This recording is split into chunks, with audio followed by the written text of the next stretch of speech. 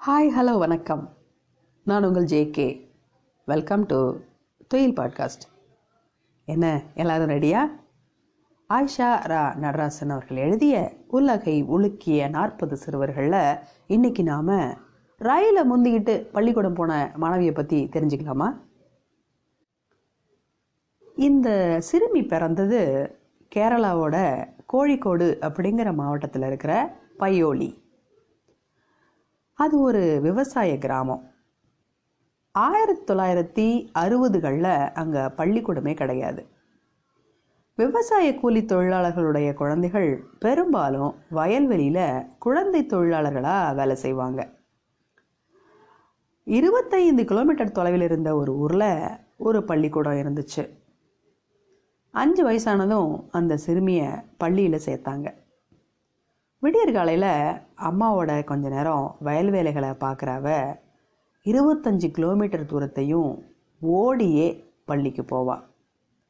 அவள் பெயர் உஷா. மாவட்டம் முழுசும் இருக்கிற பள்ளிகளுக்கிடையே சிறார்களை தேர்வு செஞ்சு பந்தயங்களுக்கு பயிற்சி அளிக்கக்கூடிய மைதானம் ஒன்று உஷா பள்ளிக்கூடம் போகிற வழியில் இருந்துச்சு. ஒரு நாள் அங்கே ஒரு கூட்டத்தை பார்த்தா.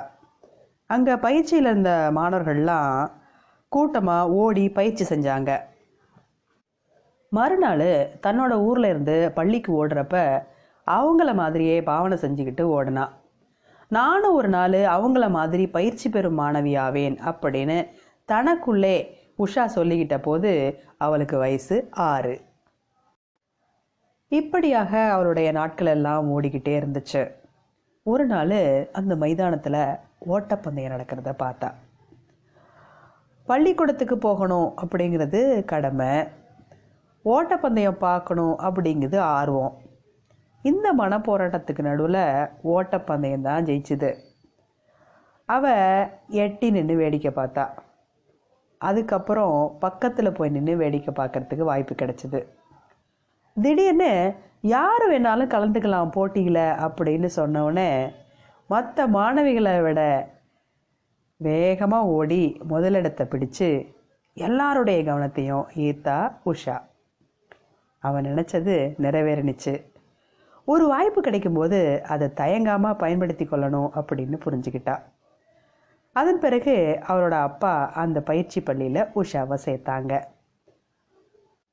காலில் ரப்பர் ஷூவோட தன்னோட கனவு வாழ்க்கையை நோக்கி ஓடத் தொடங்கினா உஷா.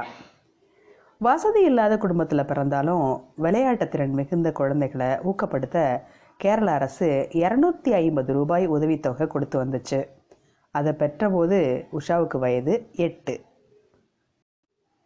அப்புறம் என்ன, மாவட்டம், மாநிலம் அப்படின்னு சப்ஜூனியர் பந்தயங்களில் அவளுக்கே முதலிடம். மாநிலத்தில் தலை சிறந்த விளையாட்டு பயிற்சி பள்ளி கண்ணூர் அப்படிங்கிற நகரில் இருந்துச்சு. அங்கே பயிற்சியோடு கல்வியும் பெற தேர்வு பெற்றா உஷா. அகில இந்திய அளவிலான பள்ளிகளுக்கு இடையில் ஒவ்வொரு வருஷமும் நேஷனல் ஸ்கூல் கேம்ஸ் நடக்கும். 1979 தன்னுடைய 13வது வயதில் அதில் கலந்துக்கிட்டா உஷா. 100 மீட்டர் ஓட்ட பந்தயத்தில் தேசிய சாதனை படைச்சி தங்கம் வென்ற அவளை உலக பிரசித்தி பெற்ற பயிற்சியாளர் OM நம்பியார் தனது கனவுகளின் ஆதர்ச மாணவியாக பெற்றார். ஒரே வருஷம்தான். ரொம்ப கடுமையாக பயிற்சியில் ஈடுபட்டு மிக சிறப்பாக உயர்ந்த அவளோட அதிவேக ஓட்டத்தை வியக்காதவங்களே யாருமே இல்லை. 1980 மாஸ்கோ ஒலிம்பிக் போட்டியில் தேசிய சாதனை, 1982 டெல்லி ஆசிய விளையாட்டு போட்டியில் தொடங்கி அடுத்தடுத்து சர்வதேச போட்டிகளில் 102 பதக்கங்களை வென்று இந்தியாவின் தங்கத் தாரகையாக மிளர்ந்தார் PT உஷா.